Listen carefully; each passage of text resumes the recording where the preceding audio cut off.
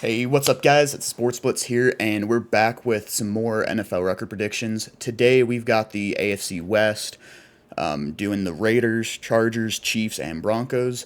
So, before we get into it, make sure to smash that like button and subscribe. I mentioned for last video, I'm not going to be doing these like individual predictions for the teams anymore, just because I kind of got behind on my schedule for uploading them. So, we're going by division now. Trying to get out one a week. May have to speed up a little bit to get them all out before the season starts, but we'll definitely get them out. Starting off, we're gonna go with the Raiders first. For starters, I think they had a pretty solid offseason. I do. I think Geno Smith, while he's not like a top 10 quarterback right now or anything, he's an upgrade over what they had. I think it's definitely a big upgrade there. They also got a huge upgrade at running back. I think Ashton Genty's going to be a stud. Even in year one, I think he's going to have a really good year. Brock Bowers going into year two. Yeah, I don't love all of their receivers. I don't know. I think Jacoby Myers is solid, but I don't particularly love the depth behind that. I do believe the Raiders were the ones that drafted Jack Beck, weren't they? Even then, I wasn't quite as high on him as a lot of other people. He's a solid route runner, but I don't think he's going to make a whole lot of impact year one. But yeah, that offense is getting better. I like pieces of the D line. Like I still think Christian Wilkins is super solid. Max Crosby, as we all know, amazing pass rusher. So I think the Raiders have some good pieces. I don't expect them to be super competitive year one. Well, year one like with Geno and Ashton Genty and really like year one of the Pete Carroll era.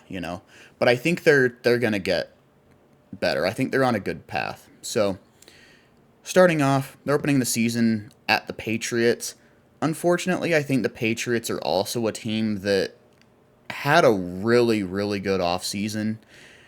I think they overpaid some guys. I think they definitely overpaid on Milton Williams. Sorry, I couldn't remember his name for a second. Milton Williams from the Eagles. I was expecting him to get like 19, 20 million a year, and he ended up getting like 26 million a year. So I think they overpaid there. But I mean, as a whole, they got some really good players this offseason. I expect this to be a competitive game. Okay, I would not be surprised if the Raiders win, but I do think I'm going to give this to the Patriots. I think Drake May is going to be getting better and better. I'm not going to go out and say he's going to be a top 10 quarterback like so many fans are trying to put him out to be, but he's going to have a good year. All right, I think he's going to get a lot better.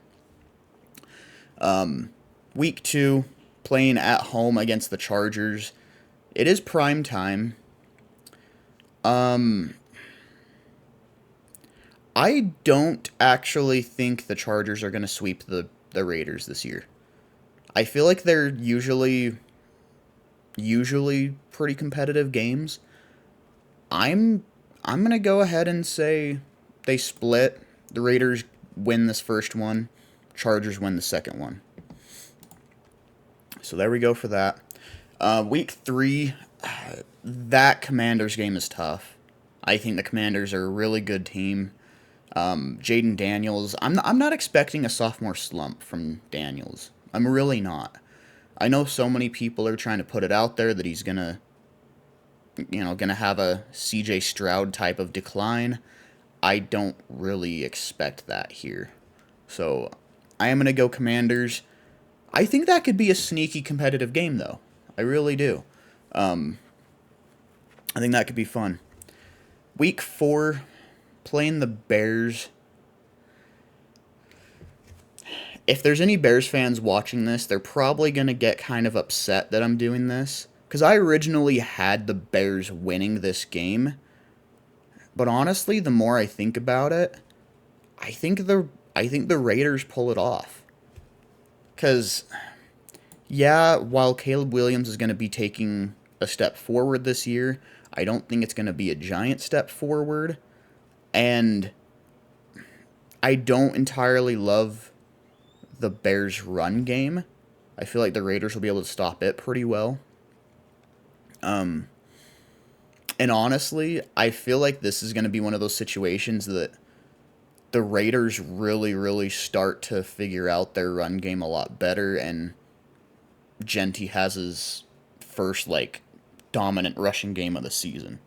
So, I'm going to give this to the Raiders. Week 5, have the Raiders playing the Colts.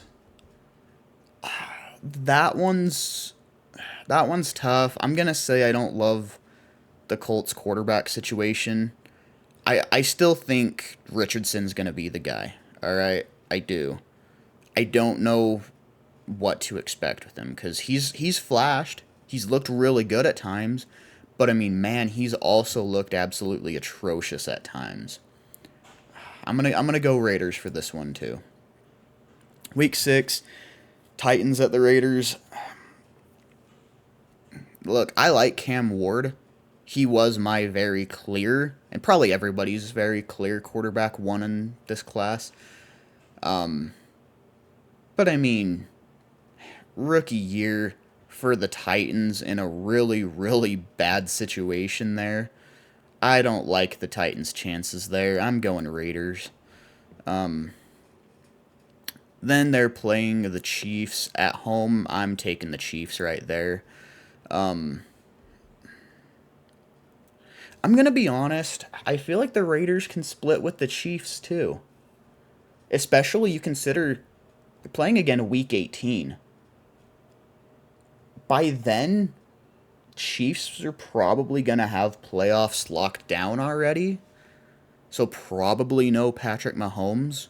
Probably no Travis Kelce or Chris Jones or guys like that. We'll take the Raiders for that one. I do think the Raiders end up getting swept by the Broncos, though. I think the Broncos have a really, really nasty defense, and I think Bo Nix is going to get even better this year. I think they're going to be competitive. Okay, this isn't something for Raiders fans to be upset about, but I do think they lose there. Jags at the Raiders. Jags are also kind of a tough team for me to guess because new head coach. You don't know how Trevor Lawrence is going to do in that scheme, but also Brian Thomas is going into year 2. I'm going to be honest. I've said before I don't love Travis Hunter as a receiver or corner. But I mean, you could also consider he's probably going to be number 2 receiver, and honestly, very well could be number 2 corner as well, so could just be really good depth right there. I think Liam Cohen's going to be the X factor there. I don't love the Raiders' secondary, and I think that's going to be the main key here. I don't know what they're going to do with Brian Thomas Jr. here. So I'm going to go ahead and go with the Jags here. Week 11, they're playing the Cowboys. I'm not going to lie, I don't like the Cowboys' run game at all. Really, in terms of offense, the only thing about the Cowboys I really like is obviously CeeDee Lamb. I don't think there's really... I mean, Dak is a good quarterback, too. I'd say he's top 12 or 13, you know. But I don't know. I don't really love really anything else there, to be honest. So I don't know. Do we think the Raiders get the upset here? My main thing that I'm questioning here is if the Raiders are going to be able to guard CeeDee Lamb well enough, and if they're going to be able to protect against Micah Parsons well enough. Those are the two biggest things here. I think if they can do one of them properly, I think the Raiders can get the win. This could be a messy game. I could see Geno Smith turning the ball over a couple times. I'm going to give it to the Raiders. I'm going to give it to the Raiders. All right? I don't know if I'm crazy in saying that, but I'm going to give it to the Raiders. If you watched my last video, guys, you would see that I also had the Browns going 1-16. Browns fans weren't happy about that. All right? But I do not like their quarterback situation at all. We don't even know the situation for their rookie running back, Quinshon Judkins, right now either. There's so much crap going on with that team right now that it's just like, there's nothing good that I can really predict in favor of the Browns. So I'm going with the Raiders for that one. Unfortunately, after that other Broncos game, Week 14, I think they go on a little bit of a rough losing streak. Obviously losing to the Chargers, and then Broncos, and then Eagles and Texans. That's a rough stretch, but I do think they finish off the season with 2 wins against the Giants and then Chiefs. So that gives them an 8-9 record. I think that's some good improvement. I think this next offseason they'll be able to kind of figure out who, their next quarterback's going to be. They're going to be able to look to draft one and honestly let him sit behind Geno for another year and really start to take off in future years. I like the direction the Raiders are heading. They've got a solid foundation. Just got to kind of lick your wounds year one, and they're going to be good in the future. So, 8-9, I think that's a solid record for the Raiders. So, okay, so I think now let's go ahead and go over to, let's do the Broncos next. I mentioned before I think they're going to have a much better season this year too. I think Bo Nix is really good. I really do. Defense is great. I think they could still get a little bit better on the weapons, but I think they're solid. So I think the Broncos kind of start off with a good hot start, winning against the Titans, winning against the Colts. I don't know what to predict with the Chargers because I do think they split. But I'm trying to decide if I'm going to have them win at their own stadiums or... You know what? I'm going to say the Broncos get off to a really hot start, starting out 4-0 against these first 4 teams. And then when they play later on, the Chargers get them Week 18. Yeah, I'll go ahead and go with that. But I do think the Broncos get stopped by the Eagles Week 5. I think that'll be a really, really good and competitive game. I really do. But yeah, I don't know. I think the Eagles take it. I do think they get back to their hot start though, beating the Jets, beating the Giants. I think they beat the Cowboys. I think it'll be close, but I feel good in Patrick Surtain, shutting down CeeDee Lamb. I think they lose at the time, surprising one to the Texans. But then they get back on track, beating the Raiders, and then the Chiefs, and then they have their bye.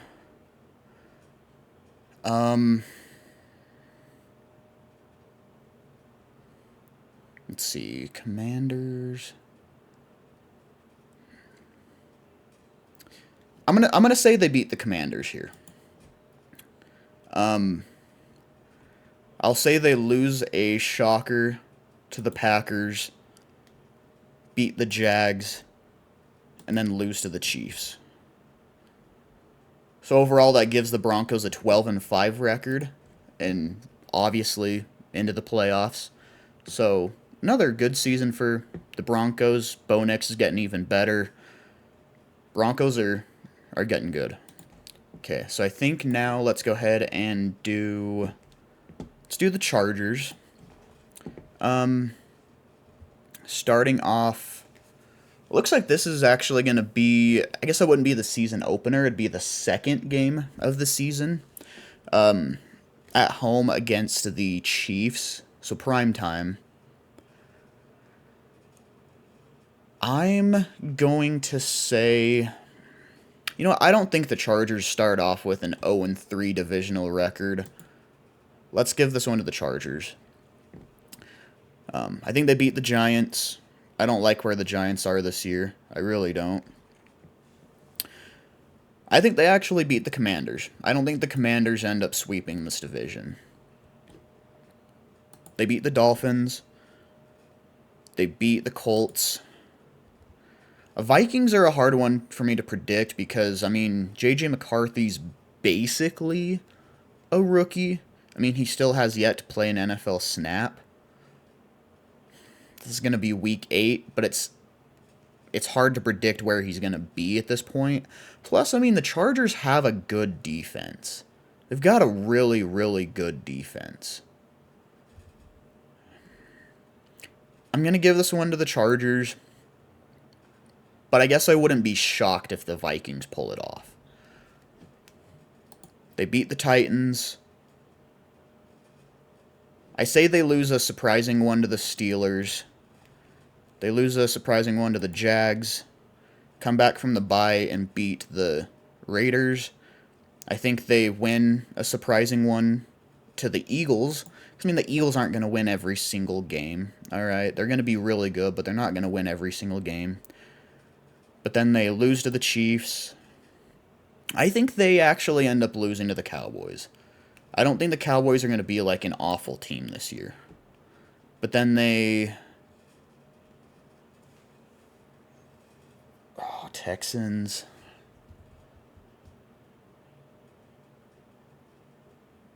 Last time they played, Justin Herbert did not do well against the Texans. I'm gonna give this one to the Texans. So 10-7 record for the Chargers. I know that seems a little low. I would normally predict more like an 11-6, maybe 12-5. I think there's going to be some games in there that the Chargers could definitely pull off, though. Okay, so finishing off with the Chiefs. Yeah, Chiefs end up splitting with all of the teams in the division. I think that's fair, especially considering Week 18. They're probably going to have their starters benched against the Raiders. So, I think Week 2, they're going to get some revenge against the Eagles. All right, I think the Eagles are going to be more scary postseason, but the Chiefs are going to get the win during the season. I say they beat the Giants. I actually predicted the Ravens to beat the Chiefs this year, and I still wouldn't be shocked at all if that's the case. We'll say they beat the Jags. I'm going to actually say they beat the Lions. Beat the Commanders. I'll say they beat the Bills. I feel like the Bills are going to really have a hard time breaking past that wall and beating the Chiefs. It's kind of just that big brother mentality, Say they beat the Colts, beat the Cowboys.